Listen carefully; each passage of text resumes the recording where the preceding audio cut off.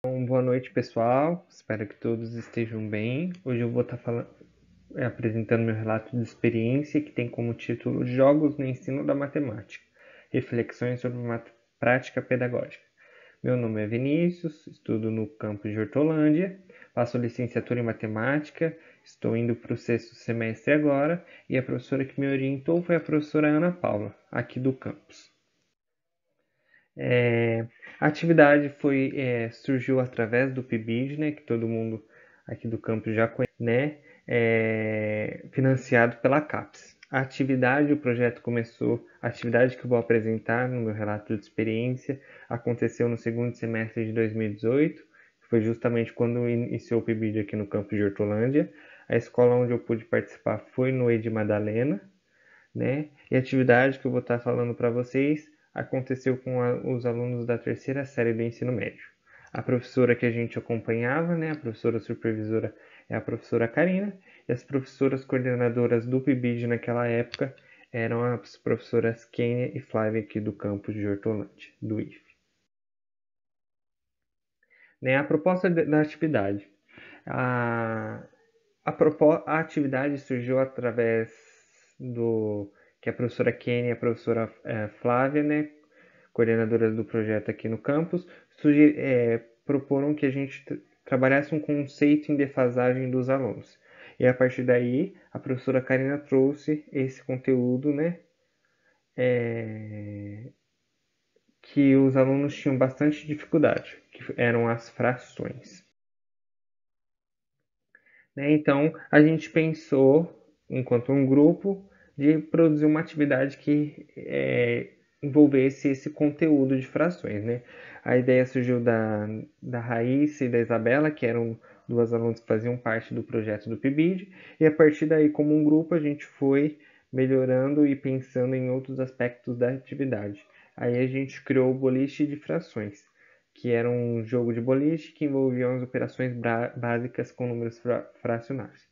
Aqui a gente produzindo um dos materiais, né? Então agora eu vou estar contando um pouco da atividade, meio como aconteceu, né? O primeiro momento dessa atividade a gente ficava na sala de aula, cerca de 10 minutos, onde a gente revisava as operações básicas com números fracionários, soma, subtração, multiplicação e divisão. Então, como que a gente soma dois números fracionários, ou um número fracionário e um número inteiro, a subtração, multiplicação e a divisão.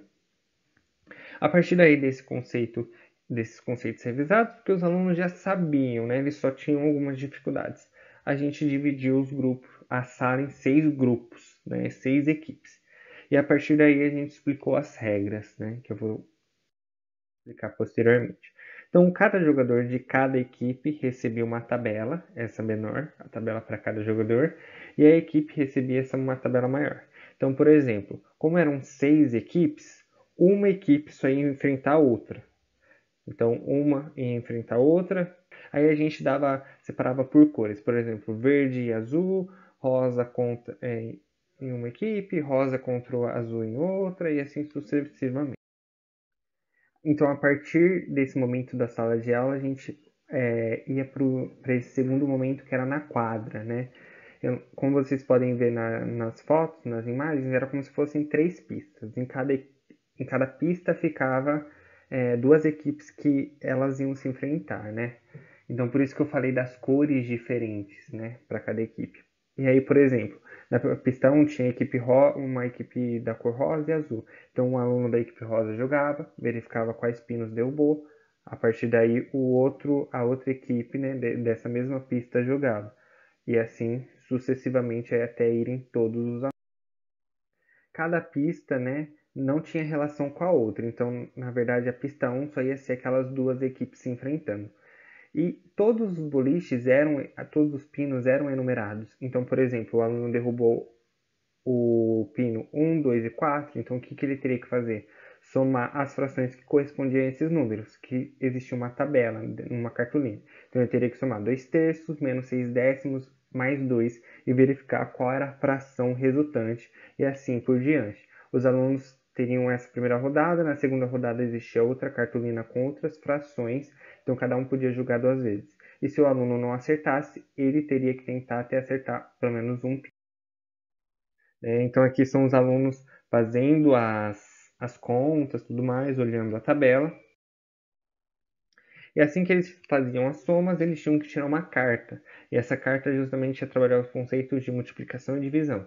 Então, por exemplo, eu poderia pegar um número após aquela soma, ele somou, ele vai pegar uma carta, multiplica por 3 quartos. Então, a fração resultante daquela soma, ele teria que multiplicar ou dividir, que eram essas.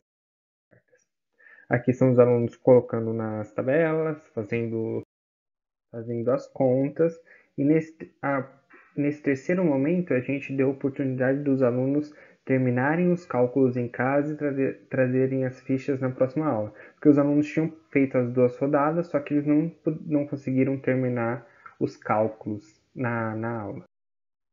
E aí, agora, nesse quarto momento, foi justamente a correção das contas. Como eu tinha explicado para vocês, ó, ali vocês podem ver que eles colocavam as pontuações que foram derrubadas, né? Depois pegavam uma carta, né? Multiplicavam, dividiam e preenchiam as tabelas. Então, depois a gente vigiando, levamos para casa e corrigimos, né? E nesse quinto momento a gente levou para a escola novamente e a gente premiou os alunos que conseguiram as maiores pontuações por equipe. Né? Então foram 6 e as equipes ganhadoras que foram 3. A gente conseguiu o chocolate da escola, então a gente não teve que tirar nada do nosso bolso e aí foi um ponto muito positivo. E aí, através da atividade, né, depois daquele momento da quadra, nas próximas aulas, a gente começou a refletir, né, fazer reflexões sobre essa prática. E a Karina trouxe um questionamento que eu lembro até hoje, que foi: o jogo reforçou algo que eles já sabiam ou acrescentou novos conhecimentos, né? E aí a gente começou a perceber que realmente, né, não trouxe muitos novos conhecimentos, tudo mais, mas a gente levou, né, depois a gente teve uma reunião no IF, a gente levou, né, a Karina trouxe de novo esse questionamento, a gente conversou sobre isso, mas a gente focou muito mais nos pontos positivos, né? O que a Karina trouxe foi muito importante para a gente refletir, mas como a gente estava naquele êxtase, a gente falou muito mais dos pontos positivos do jogo, e realmente tiveram, né? A partir dessa atividade, a gente teve uma maior afetividade dos alunos, né? Os alunos procuravam a gente, né, nas outras aulas, né? Quebrou esse bloqueio que a gente tinha com eles, com alguns deles, né? Os alunos ficaram muito felizes com a atividade, né? Como eu falei, eles tiveram maior confiança na gente, em tirar as dúvidas, né? A gente teve feedbacks muito positivos, os alunos gostaram muito da atividade, né? Todos os alunos participaram, né? Mesmo aqueles que tinham dificuldade em matemática, mesmo aqueles que não faziam nada nas aulas, mesmo aqueles que bagunçavam, aqueles que faziam tudo, aqueles que amavam matemática, todos participaram da atividade, gostaram, fizeram com muito carinho, né? Porque eles perceberam que foi uma atividade diferente, eles nunca tinham saído da sala de aula para fazer aulas de matemática, né? E sobretudo na quadra e se divertindo, né? Por isso foi muito bacana. E aí, 2 anos depois, né, a gente estudando jogos como uma tendência em educação matemática, na disciplina de prática docente, né, a gente começou a discutir os jogos dentro da matemática, né. E aí, um texto que a professora Ana Paula trouxe para a gente, né, através de vídeo, foi o de Fiorentino e Miorim, uma reflexão sobre o uso de materiais concretos e jogos no ensino de matemática. Sobretudo, eles trazem um conceito muito bacana, né, para a gente refletir, que é o jogo pelo jogo. Ah, mas como assim, né? A gente não pode deixar ficar o jogo, né, sem explorar todas as potencialidades que aquele jogo pode trazer, né? Pensar além do jogo. Aí eu trago uma citação desse artigo, né? O professor não pode subjugar sua metodologia de ensino a algum tipo de material porque ele é atraente ou lúdico. Nenhum material é válido por si só. Os materiais de seu emprego devem estar em segundo plano. A simples introdução de jogos ou atividades no ensino de matemática não garante uma melhor aprendizagem dessa disciplina. Né? Então, pensar que só porque eu estou trazendo o jogo não quer dizer que todos os alunos vão aprender mais, né? Todos os alunos vão gostar muito mais da matemática. E veio justamente aquela pergunta que a Karina trouxe para a gente. O jogo reforçou algo que eles já sabiam ou acrescentou novos conhecimentos? Aí ficou muito mais claro para mim, enquanto aluno, né, e enquanto futuro professor, realmente percebeu na essência o que a Karina estava querendo dizer e refletir muito mais, né, desse questionamento, porque o que aconteceu realmente foi que os alunos que já sabiam frações, eles continuaram sabendo fazer as operações com frações. Os alunos que não sabiam e tinham muita dificuldade, continuaram tendo muita dificuldade. Então, o jogo ele reforçou uma coisa que eles já sabiam e, para aqueles que não sabiam, foi mais uma atividade diferenciada. E por isso que eu trago, por mais que a atividade ela tenha sido diferenciada, como eu disse, trouxe muitos pontos positivos também, né?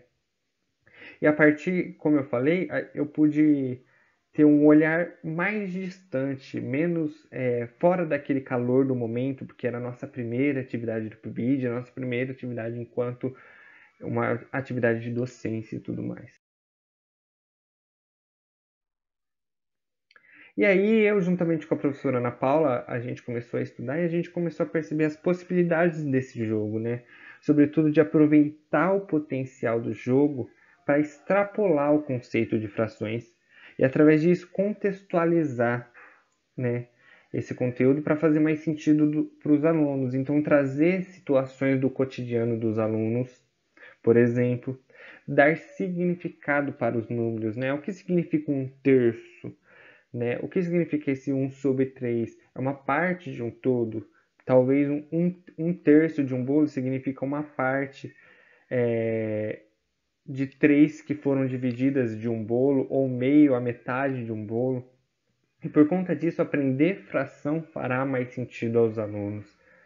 E através disso, pensar em promover uma investigação, porque isso vai se tornar muito mais rico, né, a atividade, os alunos vão poder investigar e assim vai promover um processo de aprendizagem muito mais rico. Sobretudo, né, aproveitar essa interação que o jogo trouxe, porque o jogo é muito interativo, né, promover um momento de socialização dessas investigações, que foi uma das possibilidades que a gente encontrou, né? E a partir dessas investigações, promover um diálogo novamente, trazer um diálogo reflexivo sobre os resultados, né? E justamente essa forma sobre como esse conceito, esse tópico é sobre a forma como o outro pensou é enriquecedor. Como meu colega do meu grupo, como os grupos diferentes. E por conta disso, de estudar essa atividade, eu trago como conclusão, né, nas palavras de Fiorentin Miorin, ao aluno deve ser dado o direito de aprender. Um aprender significativo, do qual o aluno participe raciocinando, compreendendo, relaborando o saber historicamente produzido. O mais importante não será o material, mas sim a discussão e resolução de uma situação problema ligada ao contexto do aluno, ou ainda a discussão e utilização de um raciocínio mais abstrato, justamente, né? Por isso que a gente as possibilidades, né? Uma das possibilidades que a gente trouxe é promover investigação e, através dessa investigação, promover discussões, né? Socializar os resultados que os outros tiveram. E um dos pontos que eu trago também é que na universidade é importante estudar e analisar as experiências que acontecem na escola. E esses espaços, né, a criação de espaços para esse estudo analítico de situações vividas, por exemplo, no PIBID, na residência pedagógica que agora está chegando, no estágio, como nas disciplinas de prática docente, que foi de onde surgiu esse estudo dessa atividade e essas discussões dessa atividade. E o estudo analítico é um olhar mais cuidadoso, muitas vezes a partir de uma ótica teórica, para uma experiência que já aconteceu e que promove aprendizados. Então, justamente pensar em olhar para a atividade, pode ser que um tempo depois, fora do calor do momento, né, através de uma ótica teórica, e isso, consequentemente, vai trazer muitos aprendizados. E é isso. Essas são as referências que eu utilizei nessa apresentação. Agradeço a todos que assistiram. Obrigado e boa noite.